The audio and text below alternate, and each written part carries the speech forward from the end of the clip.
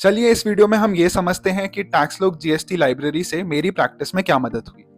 जब हम जीएसटी की बात करते हैं तो जीएसटी के एक्ट, रूल्स और फॉर्म्स बहुत क्रूशियल रोल प्ले करते हैं। जीएसटी में आए दिन बहुत सारे अमेंडमेंट्स होते हैं। टैक्स लॉग में यही एक्ट आपको पूरा अमेंडेड मिलता है।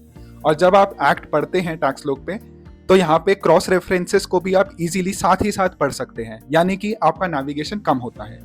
चलिए यही चीज़ हम वेबसाइट से समझते हैं। टैक्सलॉग लाइब्रेरी के डिज़ाइन में काफ़ी चेंजेस हैं, जिससे कि ये वेबसाइट और भी ज़्यादा यूज़र फ्रेंडली हो जाती है। जैसे आप देख सकते हैं कि रीसेंट अपडेट्स, हम जीएसटी लाइब्रेरी पे क्लिक करते ही सारे रीसेंट अपडेट्स देख सकते हैं जो भी लाइब्रेरी में हुए हैं। चलिए अब हम जीएसटी एक्ट का सीजीएसटी एक्ट देखते हैं। जैसे ही हम सीजीएसटी एक्ट क्लिक करते हैं, हमारे सामने चैप्टर वाइज पूरा एक्ट आ जाता है। यही हम यहाँ से सेक्शन वाइज क्लिक करेंगे तो सारा डेटा हमें सेक्शन वाइज भी दिखेगा। तो चलिए हम पहले सेक्शन 16 देखते हैं, जो कि इनपुट टैक्स क्रेडिट की बात करता है। तो जैसे ही हम सेक्शन 16 खोलते हैं, तो ये पूरा सेक्शन, पहली बात तो अमेंडेड रहता है, हमेशा कुछ भी चेंजेस आते हैं वो पूरा अपडेटेड और अमेंडेड होता है। इसमें एक अच्छी बात ये है कि जैसे ही आप सेक्शन पढ़ रहे होते हैं, इसमें साथ ही में दूसरे सेक्शन के रेफरेंसेस होते हैं, तो वो आप साथ के साथ देख सकते हैं। जैसे सेक्शन 49 यहाँ पे है, तो मैंने क्लिक करके सेक्शन 49 भी मैं साथ में पढ़ सकता हूँ। रजिस्टर्ड पर्सन की क्या डेफिनेशन है वो भी मेरे को मिल जाती है। तो एक्ट पढ़ना बहुत ही ज़्यादा ईजी हो जाता है इससे। सिमिलरली रूल्स और फॉर्म्स में भी यही पैटर्न है कि आपको पूरा अपडेटेड डेटा मिलता है और साथ साथ ही रेफरेंसेस भी होते हैं, जिससे आपको बार बार नेविगेशन नहीं करना पड़ता, यहीं पे ही आपको सारा मिल जाता है डेटा। जीएसटी एक्ट देखने के बाद अब हम चलते हैं नोटिफिकेशंस और सर्कुलर की तरफ। एक बार मुझसे मेरे क्लाइंट ने पूछा था कि सर, जब रेजिडेंशियल ड्वेलिंग किसी रजिस्टर्ड पर्सन को दी जाती है, तो क्या रजिस्टर्ड पर्सन को आरसीएम में जीएसटी लायबिलिटी जमा करानी पड़ती है? तो ये मेरे को ध्यान तो था, लेकिन मैंने ये जब पीडीएफ गूगल से डाउनलोड करके देखा तो उसमें ये मेंशन नहीं था आरसीएम नोटिफिकेशन में। तो मैं थोड़ा कंफ्यूज हुआ। लेकिन बाद में जब मैंने टैक्स लॉग में ये नोटिफिकेशन देखा, तो मुझे पता लगा कि इसमें तो अमेंडमेंट आया था 2022 में। तो ये मेरे को 13/2017 के नोटिफिकेशन से ही पता लग गया, ओरिजिनल आरसीएम नोटिफिकेशन से। तो टैक्स लॉग में नोटिफिकेशन भी पूरी तरह अपडेटेड होते हैं और जो भी चेंजेस आते हैं वो सारे नोटिफिकेशंस में किए जाते हैं। चलिए अब ये हम लाइब्रेरी में समझते हैं। जैसे कि मैं अभी आरसीएम नोटिफिकेशन की बात कर रहा था, तो चलिए देखते हैं लाइब्रेरी में हम नोटिफिकेशंस कैसे चेक कर सकते हैं। जीएसटी लाइब्रेरी क्लिक करने के बाद यहाँ हमें नोटिफिकेशन सर्कुलर बटन दिखता है। इस पे हम क्लिक करेंगे तो हमारे सामने सारे नोटिफिकेशंस खुल जाते हैं। एडवांस सर्च पे क्लिक करके हम कोई भी पर्टिकुलर नोटिफिकेशन अलग अलग सर्च टाइप से सर्च कर सकते हैं। जैसे हमें आरसीएम नोटिफिकेशन ही सर्च करना हो, तो RCM notification central tax rate में आता है, सीजीएसटी नोटिफिकेशन है। यहाँ पे हम 13/2017 जो कि आरसीएम नोटिफिकेशन नंबर है वो सर्च करेंगे और एंटर करेंगे, तो हमारे सामने वो नोटिफिकेशन खुल जाता है। तो इस नोटिफिकेशन की जैसे मैं खास बात बता रहा था कि ये बहुत बार अमेंडमेंट हो चुका है इसमें, और गूगल से अगर हम देखते हैं तो ये डायरेक्टली हमें अमेंडेड नहीं मिलता। लेकिन यहाँ पे खास बात यही है कि जो भी अमेंडमेंट्स है वो यहाँ पे आप देख सकते हैं कि कट मार्क्स हैं, तो पूरा अमेंडेड है। 5 clause 5 AA 5 AB आए हैं, तो वो भी यहाँ पे इंसर्टेड हैं। तो आप अगर यही नोटिफिकेशन खोल लेते हैं तो आपको पूरा अमेंडेड नोटिफिकेशन मिलता है, जो कि मिल पाना बहुत ही ज़्यादा मुश्किल हो जाता है। तो ये काफ़ी हेल्पफुल हो जाता है। नोटिफिकेशन और सर्कुलर देखने के बाद अब हम जीएसटी जजमेंट्स देखते हैं। एक बार मेरा क्लाइंट घबराते हुए आया और मुझे बोला कि सर, जीएसटी डिपार्टमेंट का नोटिस आया है और हमें आईटीसी नहीं मिलेगा क्योंकि सप्लायर ने टैक्स जमा नहीं कराया। मैंने बोला 1 मिनट रुक जा, मुझे जजमेंट्स चेक करने दे। जब ये चीज़ मैंने जीएसटी लाइब्रेरी में चेक की तो मुझे सनक्राफ्ट एनर्जी का सुप्रीम कोर्ट का जजमेंट मिला, जिसमें साफ साफ सुप्रीम कोर्ट ने बोला है कि सप्लायर के डिफॉल्ट पे रेसिपिएंट को आईटीसी डिनाई नहीं हो सकता। तो मैं उससे संतुष्ट हो गया। मैंने अपने क्लाइंट को बोला कि अब घबराने की ज़रूरत नहीं है, अपन डिपार्टमेंट को रिप्लाई दे देंगे, डिपार्टमेंट से कोई गलती हो गई होगी। चलिए ये मैंने कैसे ढूंढा, ये अपन लाइब्रेरी में देखते हैं लॉ का थर्ड पिलर जो कि जजमेंट्स है, उसे हम जीएसटी लाइब्रेरी में कैसे इफेक्टिवली सर्च कर सकते हैं। जीएसटी लाइब्रेरी में आपको यहाँ पे जजमेंट्स टैब दिखता है, आप इसे क्लिक करेंगे तो आपके सामने जजमेंट्स खुलेंगे। एडवांस सर्च पे क्लिक करते ही बहुत सारे अलग अलग तरीके से जो आप जजमेंट सर्च कर सकते हैं वो दिए हुए हैं। जैसे आपको पार्टी का नाम पता है आप तो आप वैसे भी सर्च कर सकते हैं, जज का नाम पता है वो भी कर सकते हैं। तो हम एक पर्टिकुलर जजमेंट सर्च करते हैं जिसमें कि आईटीसी डिनाई हो गया क्योंकि सप्लायर ने अपना टैक्स जमा नहीं कराया, तो रेसिपिएंट को आईटीसी नहीं मिला। इस केस में सनक्राफ्ट एनर्जी का जजमेंट है जो कि सुप्रीम कोर्ट का जजमेंट है, जिसमें कि रिलीफ दी है कि आईटीसी रेसिपिएंट को मिल जाता है। तो इतनी इजीली हमने ये सर्च कर लिया और हमारे सामने सर्च रिजल्ट्स आ गया इस सब्जेक्ट मैटर पे। जैसे मैंने सर्च किया था denying ITC if seller not paid tax, और मैंने सबमिट किया था। तो मेरे सामने सनक्राफ्ट एनर्जी का भी जजमेंट है और इससे रिलेटेड और भी 7 जजमेंट्स हैं टोटल, तो आप ये रेफर कर सकते हैं। तो जजमेंट्स हमेशा एक बैकिंग देते हैं और एक हमारे पॉइंट को स्ट्रॉन्ग रखते हैं, तो हम कॉन्फिडेंटली क्लाइंट्स को अपने पॉइंट ऑफ व्यूज लॉ के बारे में बता सकते हैं। अब तक हमने बात की जीएसटी एक्ट रूल फॉर्म्स की, नोटिफिकेशन सर्कुलर की और जजमेंट्स की। अब हम बात करते हैं टैक्स लॉ के एडवाइजर सेक्शन की। तो कई बार जीएसटी में हमें कुछ क्वेश्चंस रहते हैं, एम्बिग्विटी रहती है कि पता नहीं एक्ट का इंटरप्रिटेशन कैसा है। तो उस समय जीएसटी एडवाइजर हमारे बड़ा काम आ सकता है। कैसे काम आ सकता है ये हम लाइब्रेरी में देखते हैं। जीएसटी लाइब्रेरी में एडवाइजर और क्वेरी सेक्शन आपके लिए कैसे यूजफुल हो सकता है।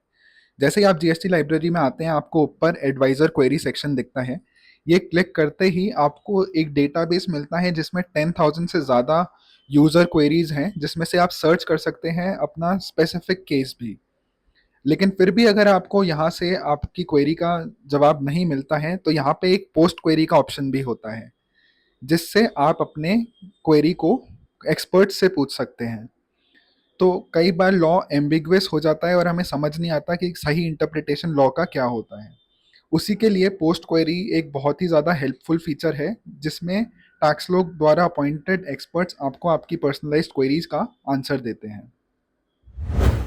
इतनी सब बातें करने के बाद अब हम बात करते हैं GST rates on goods and services की, जो एक ज़माने में मेरे को ढूंढना बड़ा मुश्किल लगता था, लेकिन अब नहीं। टैक्स लोग ने ये कैसे मेरे लिए आसान बनाया, हम लाइब्रेरी में ये समझते हैं। देखिए हम GST rate on goods and services library में कैसे ढूंढ सकते हैं। गुड्स और सर्विसेज की रेट अपन कैसे लाइब्रेरी में देख सकते हैं, हम वो देखते हैं। जीएसटी लाइब्रेरी में आपको एक टैक्स रेट करके टैब दिखता है। यहाँ आप आएंगे तो आपको गुड्स सर्विसेज एचएसएन कोड और एसएससी कोड दिखते हैं। तो जैसे मैं देखना चाहता हूँ कि कॉटन लिंटर्स पे क्या टैक्स रेट है, तो सिंपली मैंने गुड्स पे आके सर्च करना है कॉटन लिंटर्स। आपको ड्रॉप डाउन में कॉटन लिंटर्स दिखेगा, आपको वो सिलेक्ट करके सबमिट करना है। आपके सामने कॉटन लिंटर्स की जीएसटी रेट आती है। ये सारी जो भी जीएसटी रेट्स लाइब्रेरी में हैं वो अप टू डेट होती हैं। अब हमें कॉटन लिंटर्स की जीएसटी रेट तो पता लग गई, लेकिन हमें इसका एचएसएन कोड भी देखना है कि कॉटन लिंटर्स का एचएसएन कोड क्या है। तो मैं एचएसएन कोड वाली लिस्ट में आके वापस से कॉटन लिंटर्स सर्च करता हूँ और सबमिट करता हूँ, तो मेरे को कॉटन लिंटर्स का एचएसएन कोड भी यहाँ से पता लग जाता है। चलिए अब हम कोई सर्विस का एग्जांपल लेते हैं। हम होटल अकोमोडेशन सर्विसेज की जीएसटी रेट एक बार चेक करते हैं। जैसे ही मैं होटल अकोमोडेशन लिखता हूँ होटल और इसको सबमिट करता हूँ, तो मेरे को होटल से रिलेटेड जीएसटी रेट्स दिखती हैं। ये देखिए, सप्लाई ऑफ होटल अकोमोडेशन पे जिस पे 7,500 से कम की रेट होती है 12% जीएसटी उस पे होता है। इसी तरीके से जो 7,500 से ऊपर वाले होटल अकोमोडेशन है उस पे 18% जीएसटी है। तो इस तरीके से काफ़ी इजीली आप जीएसटी रेट्स भी यहाँ से देख सकते हैं। जीएसटी में डिपार्टमेंट की तरफ से हमारे क्लाइंट्स के पास कई बार नोटिसेस आते हैं, लेकिन हमें उस समय डर लगता है कि यार इसका रिप्लाई कैसे तैयार करें, ये डिपार्टमेंट ने क्या पूछ लिया। तो टैक्स लॉ लाइब्रेरी में हमें इसी तरीके के बहुत सारे नोटिसेस के ड्राफ्ट रिप्लाईज ऑलरेडी मिलते हैं रेडीमेड। लेकिन अगर आपको लगता है कि मेरा केस उन ड्राफ्ट्स में कवर्ड नहीं है, तो आप एक रिक्वेस्ट न्यू ड्राफ्ट भी कर सकते हैं। तो आपको टैक्स लॉ एक नया ड्राफ्ट आपके केस के अकॉर्डिंग बना के देता है। ये लाइब्रेरी में आपको कहाँ मिलेगा ये देखते हैं। डिपार्टमेंट से कई बार नोटिसेस आते हैं और वो नोटिसेस इतने यूनिक होते हैं कई बार कि समझ नहीं आता कि उनका जवाब कैसे बनाए। इसी के लिए आपको जीएसटी लाइब्रेरी में एक ड्राफ्ट रिप्लाई सेक्शन मिलता है। यहाँ अलग अलग सब्जेक्ट्स पे बहुत सारे ड्राफ्ट्स ऑलरेडी प्रिपेयर्ड हैं और सर्टिफिकेट्स भी हैं। तो यहाँ से आप ड्राफ्ट्स अपने क्लाइंट के लिए प्रिपेयर कर सकते हैं। और अगर यहाँ आपको आपका केस के अकॉर्डिंग ड्राफ्ट नहीं मिल पाता, तो आप एक रिक्वेस्ट न्यू ड्राफ्ट भी कर सकते हैं। आप अपने केस को यहाँ एक्सप्लेन कर सकते हैं और अपने डिपार्टमेंट के द्वारा इशू करे हुए नोटिस को भी अटैच कर सकते हैं। एक्सपर्ट्स आपको पर्सनलाइज्ड ड्राफ्ट बना के देते हैं इस फीचर की मदद से। इतना कुछ समझने के बाद अब आपको ये लग रहा होगा कि बार बार मेरे को लाइब्रेरी में जाके नोटिफिकेशंस और जजमेंट्स ढूंढते रहना पड़ेगा क्या? तो इसके लिए एक सोल्यूशन है। टैक्सलॉक में एक माई क्लाइंट्स करके फीचर है। तो जो भी नोटिफिकेशंस और जजमेंट्स आपके क्लाइंट के केस में यूज आते हैं, वो आप अपने स्पेसिफिक क्लाइंट के हेड में सेव कर सकते हैं। तो कभी भी आपका क्लाइंट से बाद में डिस्कशन होता है या फ्यूचर में कभी रेफरेंस चाहिए होता है या फिर वही चीज़ें आपको वापस से गो थ्रू करनी होती है, तो आपके क्लाइंट के फोल्डर में वो चीज़ें आपको सेव्ड मिलती हैं। आप ये कैसे कर सकते हैं, लाइब्रेरी में हम देखते हैं। बात कर रहे थे कि लाइब्रेरी में आप क्लाइंट स्पेसिफिक डेटा अलग से सेव कर सकते हैं। चलिए हम वही देखते हैं। जैसे ही आप जीएसटी लाइब्रेरी में आते हैं, आपको यहाँ माई क्लाइंट्स करके एक टैब दिखता है। आप जैसे ही ये क्लिक करेंगे तो मैंने अलग अलग अपने क्लाइंट्स के लिए फ़ोल्डर्स बना रखे हैं। जैसे मेरा एक स्टार्टअप का क्लाइंट है, एक बिल्डर डेवलपर है, इस तरीके से मेरे काफ़ी सारे क्लाइंट्स हैं, मैंने उनके फ़ोल्डर्स बना रखे हैं। जैसे ही मैं बिल्डर एंड डेवलपर पे जाता हूँ, तो मैंने इनके 6 बुकमार्क्स कर रखे हैं। मतलब 6 ऐसी सोर्सेज़ हैं, जजमेंट्स हो गए, एक्ट हो गए, नोटिफ़िकेशंस हो गए, जो इस बिल्डर क्लाइंट के लिए मेरे रेलेवेंट हैं। तो ये मेरे अलग से बुकमार्क्स में जाके माय क्लाइंट्स में सेव हो जाते हैं। अब देखते हैं आप ये क्रिएट कैसे करते हैं। जैसे ही आप जजमेंट्स में या फिर कोई भी रेलेवेंट सोर्स पे जाते हैं, उसको आपको अपने क्लाइंट डेटा में सेव करना है। आप सिंपली उसको खोलिए। आपको ऊपर एक बुकमार्क बटन दिखता है। बुकमार्क पे प्रेस करते ही आपको यहाँ अपने क्लाइंट का नाम लिखना है। अगर आपका क्लाइंट ऑलरेडी एग्जिस्ट करता है तो वो ड्रॉप डाउन में आ जाएगा, वरना आप उसे न्यू टेक्स्ट में क्रिएट भी कर सकते हैं। जैसे बिल्डर एंड डेवलपर मेरा ऑलरेडी एग्जिस्ट करता है, तो मैंने ड्रॉप डाउन से सिलेक्ट कर लिया और मैंने उसके रेलिवेंट ये जजमेंट मेरे को लग रहा है, तो मैंने रेलिवेंट जजमेंट करके उसको सेव कर लिया। तो ये मेरे बिल्डर एंड डेवलपर वाले फोल्डर में जाके सेव हो जाता है। तो कभी भी मेरे को फ्यूचर में रेफ़र करना है कि मेरे इस क्लाइंट के लिए कौन सा जजमेंट रेलेवेंट था, तो वो मेरे बुकमार्क्स में सेव हो गया है।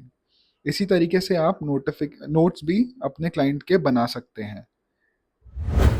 तो इन्हीं सब फीचर्स और अप टू डेट लाइब्रेरी की मदद से मेरी प्रैक्टिस में तो बहुत हेल्प हुई है। अब बारी आपकी है।